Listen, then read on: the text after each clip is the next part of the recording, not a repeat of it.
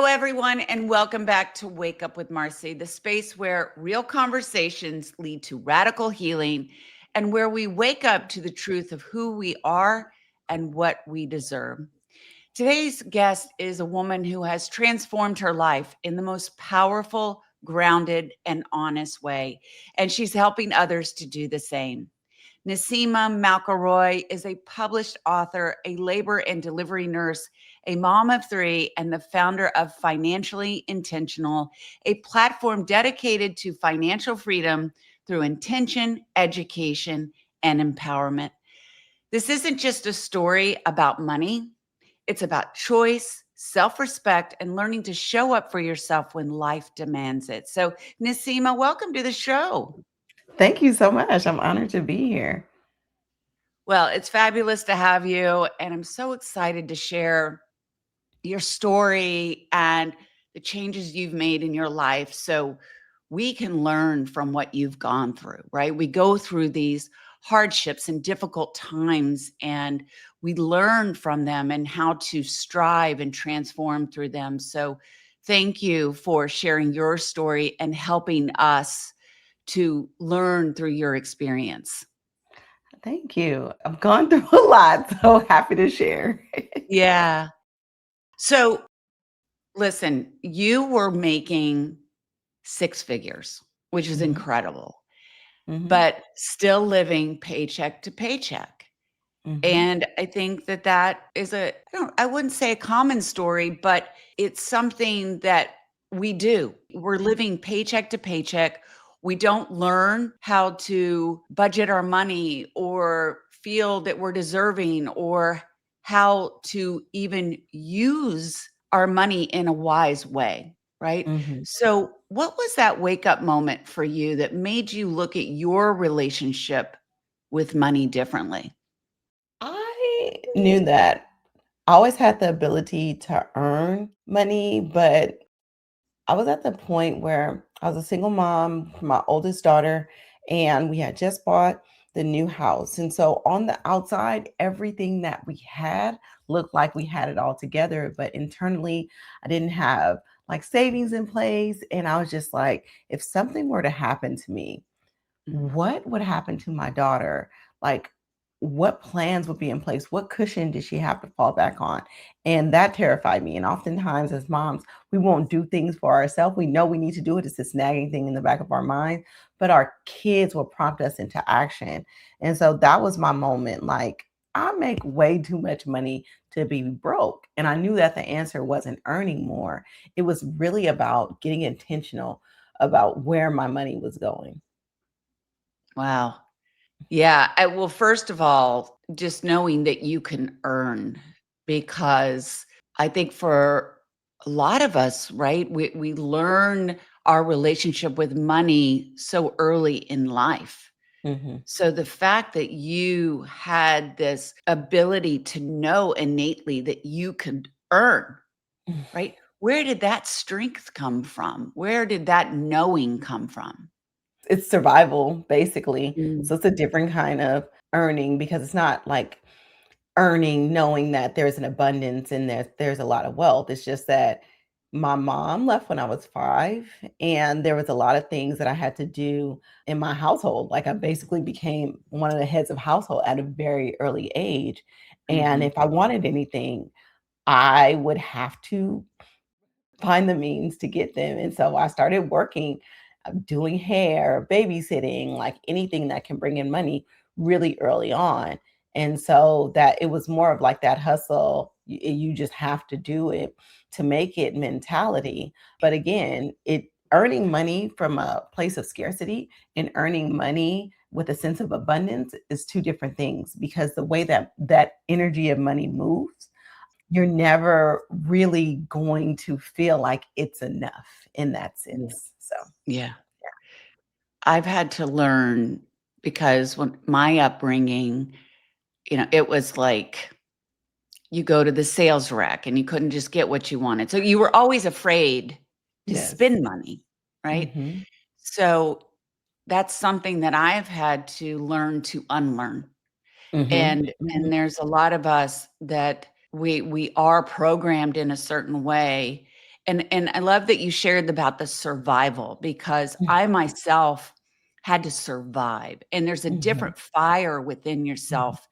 Well, it can either break you or it can make you stronger. mhm, And a mhm, lot of people ask me, like, how do you do what you do? Or, that fire in the belly. But it was just truly survival, which has mhm, served me in a lot of mhm, ways, but it's also broken me in a lot of ways, right? So I had mhm. to learn to do it in a way like it worked for me so long, but then it broke me down. And so I Yep, had to find a 100%. different way, right? Right. 100%, So yep. so you've said that getting honest with your finances unlocked something within you. And Mhm. first of all, what did that unlock inside of you? And what did that financial clarity teach you about self-trust and personal power? First of all, I didn't understand the relationship with money, and once I shifted the relationship, like, and give my money a job, like, become the CEO of my money and give it direction, nothing was changing. Like, I didn't know where my money was going. I didn't know what I was spending it on. I couldn't tell you. It's not like it brought extra value in my life. But as soon as I became very intentional with every dollar that was coming in, I had this sense of control Mhm. like never before, because now I knew that that money represented freedom. And anytime I can direct the money into ways that were going to benefit me would free up more time, more energy in my life to do the things that I loved and I cared about. And then I understood that oftentimes we're sold this information that managing money or having money or building wealth and all of these things are either really, really hard or it's just not for us. The people who are wealthy are either scammers or were born into wealth or, did something shady to get it. And so you don't think that it's possible for you. But in understanding that it is and in embracing that, and to be able to use your money for the things that you truly value in life changes the whole dynamic and how you move in all areas in your life. It's just the Yeah. intentionality of understanding how to use, like, money is just a tool. It's a tool like Right. everything else. The intentionality of how to use the tool to create the life that you deserve. Right. And being intentional and spending it on things that are meaningful. What I mean by that, right? It's not just about having wealth and having the cars and having the houses, right? Mhm. It's being really intentional and using that money in a way that brings you fulfillment, not Yep. just the sparkly things, right? A lot of people just think about, but there's so much more to it. And if you have more depth to it, you Mhm. have more happiness around Yep. it. Yep. So you shared one of the hardest parts of your journey was leaving an abusive marriage. You've shared Mhm. that. Can you speak to the role financially that you had, and then how you found independence and what it taught you about being free from money or the idea of leaning on someone else all the time? So when I started on this journey, I was a single parent. And during the time, I was learning about everything. I was creating these systems of paying off my debt, of understanding just how money works, is when I got married. And so when I got Oh, married, we yeah. did it together. And it was Mhm. like I was hitting those goals exponentially. But of course, it wasn't a very healthy relationship. And through it all, though, one of the things that made it easy to leave that relationship is because I knew I would be okay financially. And I even had to pay him a divorce settlement to get out of the relationship. And I still knew that I would be okay. And that would break a Yeah. lot of people. So, Mhm. what it really taught me is I have three girls, Mm. and I never want them to be in a position where they are staying in a situation, whether it be a toxic relationship, a toxic workforce, a toxic workplace, any kind of situation that is untenable because of some kind of financial resource. Like they would always our financial dependence. Like they would always have their means to have their own and to Mhm. have the ability to walk away from the situation that doesn't serve them because they're Mm. not financially dependent on it. And if I was financially dependent in that situation, I would have had to endure a lot. And I understand how a lot of times women just can't walk away from abusive situations. People are like, well, why don't you just leave? It's Ugh, so complex. It's so yeah. complex. People don't even Yeah. understand that. Even without finances, it's a whole lot of things tied into violent situations, domestic violence Mhm. situations that a lot of people just don't understand. You don't just wake up and then somebody is violent. Like it's a whole psychological breakdown that has to happen for you to even be in that situation, and to climb out of that kind of like pit of despair is so Mm. challenging because it's not is the good, it's the bad. Nobody gets married to get a divorce. There's all Mm. this guilt and there's shame. There's so much. But if you tie finances on top of that, like you are dependent on this person who is controlling you or manipulative or whatever the financial situation is, it is like almost impossible to get out of Yeah. that situation. And so I just never want my kids to be in that situation. And so I set them up so that is not would never happen, at least on the Amazing. financial side. Yeah. Well, it's amazing that you are teaching these girls to be so strong and not Mhm. dependent. And I get that.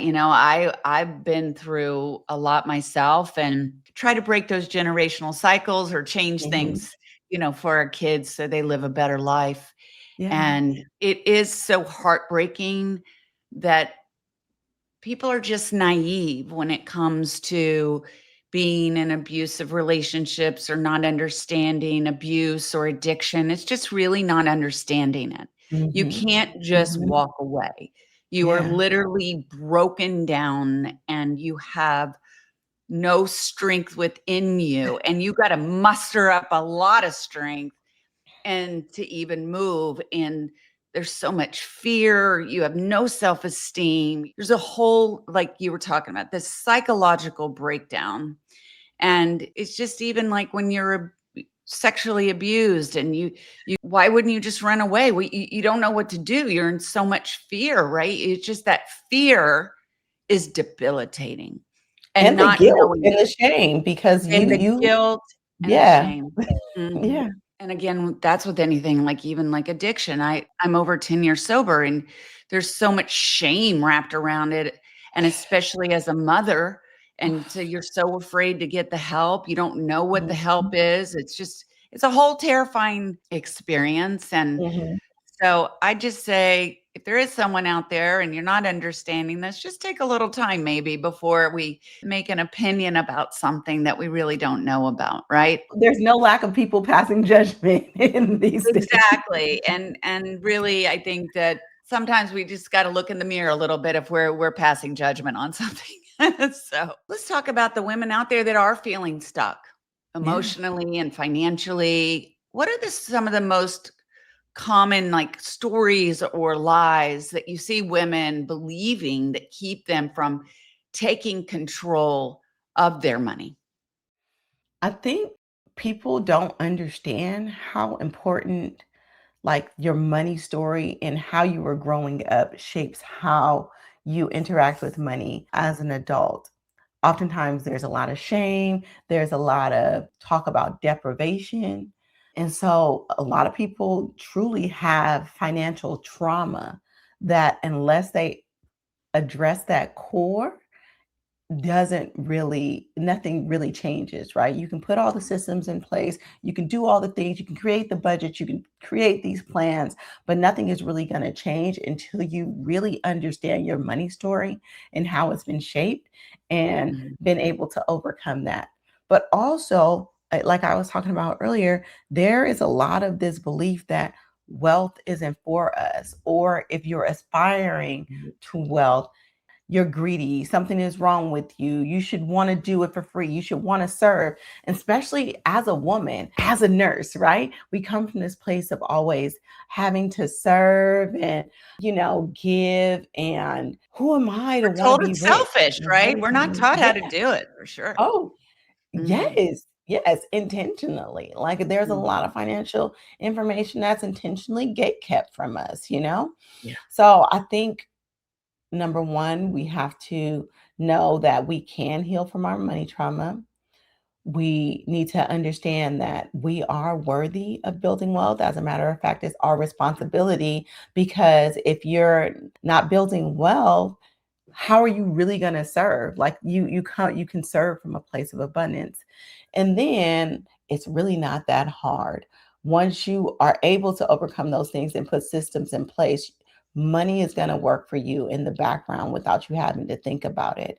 And you can Mm. put it in auto drive and then focus on living your life. But just letting people know that there's hope, no matter where you're starting from, no matter what money mistakes that you've made, you can do it. You just have to start. Mm.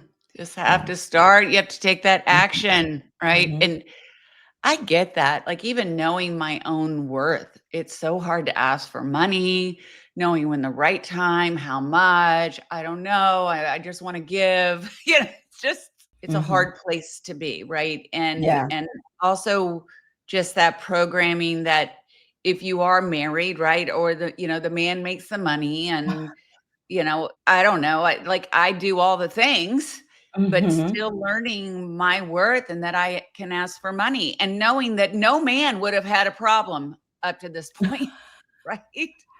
Yeah, it's So different. They were taught differently. they were Yeah, taught very differently. yeah. So we'll be right back. And when we return, we will hear more from Naseema on motherhood, money, and becoming who you were always meant to be. Are you in the first 30 days of sobriety or wondering if now is your time to start? Hi, I'm Marci Hopkins, and I wrote Wake Up, You're Not Broken just for you. It's a real, raw guide to those first 30 days, what no one tells you, what you will feel, and how to keep going. This isn't about perfection, it's about progress. Order your copy now on Amazon. Remember, you're not alone, you're not broken, you're waking up. Now, let's get back to this powerful conversation. Naseema, you teach other women how to build financial confidence, but not through shame. Like, you're talking about that shame and that guilt, right? What Mhm. makes your approach different from traditional financial advice? Traditional financial advice, first of all, I feel like it's overcomplicated. It's traditionally been very male, very stale, and very pale. There's Eh, not a lot of people that look like me and can break down concepts in a way that you understand and are just like, "Oh, that's what that means?" And Yeah. so I make finance approachable, and I try to Mm. normalize those conversations. Talking about money isn't taboo, and I feel like the people who perpetuate that narrative are people who have a vested interest in seeing you broke. And Mm. so I really feel like we should all be talking about money. I've heard the myths like, oh, rich people don't talk about money. All rich people do is talk about money and strategize on how they can get more and how they can keep money in their family and what rooms do their kids need to be in. They play the long game when it comes to, making sure their family is positioned correctly. And Mhm. so, it's just a whole bunch of these myths around money that I try to dispel so that we are comfortable in knowing that, again, wealth is our birthright. Mm. We are meant to be abundant, but when we are in abundance, we can give from a place of abundance for people who aren't as fortunate as us. So, yeah. Love that one. So let's talk about a step somebody could Mhm. take, a manageable first step, someone watching today, like you said, just start, right? What can they do to start their financial healing journey? I say surround yourself with people who you aspire to. We have Mm. access to people in ways in which we didn't have before. So it's like change your circle, change what you normalize, strive to be the dumbest person in the room. I love to use my social media as inspiration. I follow people who normalize being a millionaire in their 30s and 40s, normalize retiring early, normalize having positive wealth conversation, normalize having conversations with their kids about money, normalize pay transparency and fair negotiation. Those are the people who I receive messages from, you know, like Yeah. in when, and you can do this doing chores on your commute to work. You know, I listen to personal finance audiobooks and personal finance podcasts. And so it's all about repetition, hearing those messages over and over about how to invest. Like I remember being so confused about what's the difference between a Roth IRA and a traditional IRA. And people would say, like, it's just like this, it's just like this. And it's not until I heard it 10 times that I understood, oh, okay, that's what that means. And then Right. be okay with it, right? And so it's changing your circle of influences, changing the things that you listen to and the messages, the messaging that you receive, because Mm. there's no Mhm. shortage of messaging about being a consumer. It's in everything that we do and it's surrounding us from birth, right? Yes. So, changing those messages that you receive, changing your circle of influence does so much when it comes to changing your mindset. Because I can tell you how to budget, I can tell you how to invest, but until you have that core mindset shift, those messages aren't going to stick. Oh, guys, and that's with everything. We got to reprogram our programming. So, Yes. so true. It's what we hear. It's like Mhm. financial affirmations that you got to listen to every day. Exactly. Exactly. So you offer free trainings, Yeah. education, and you have a beautiful platform through Financially Intentional. Can you Mhm. tell the audience where they can find your work and what to expect when they join your community? Yeah, so I have so many resources. I've been doing this. I created Financially Intentional out of despair through going through my tumultuous marriage in 2016, but it has grown to something incredible. So I mostly live on Instagram. Most of my stuff is on Instagram. Tons of free resources there. I have the Financially Intentional podcast with over 200 episodes of so much free game, but I also have a Awesome. lot of resources. Like I do a monthly free training, and then I have some free guides, and then some really low cost, like here's a straightforward guide on investing for yourself, investing for your kids. But mostly everything and where I hang out is on Instagram. And you could always find me at financiallyintentional.com. Awesome. Naseema, thank you so much. Thank you for all that you've shared with us and how you are helping women to know their worth and change their financial relationship. And to everyone watching or listening, if you're stuck, if you're ashamed, if you've told yourself the lies that you should be further by now, remember this. You're not behind, you're not broken, and it is time to know your worth. Wake up to your worth. So, thank you so much for being here today. Please like, share, subscribe, share this with someone who needs to hear this message today. And until next time, trust yourself, take that first step, and remember, you don't have to be perfect to take control of your life. You just have to start. All right, guys, I'll see you next week. Bye.